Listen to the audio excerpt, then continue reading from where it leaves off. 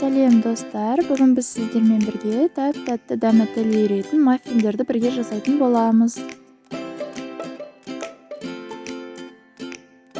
Ыдысымызға жұмыртқа, сүт, сливки, сұйық май және де қантты салып жақсылап араластыратын боламыз.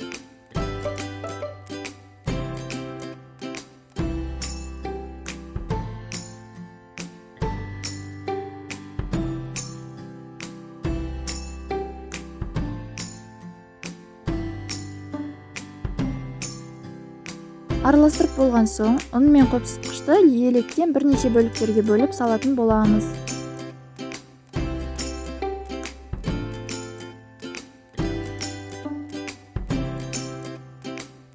Қамырды біркелкі болғанша араластырамыз.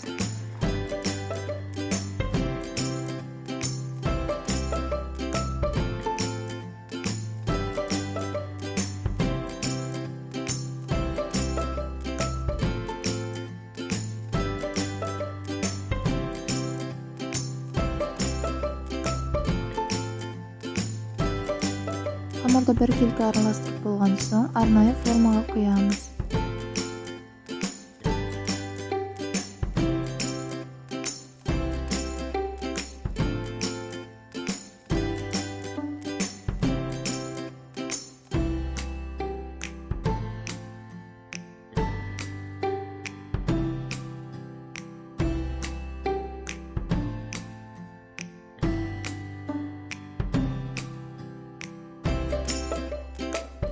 Одан соң қыздырылған пеште 250 градуста 25 минутта пісіріп аламыз.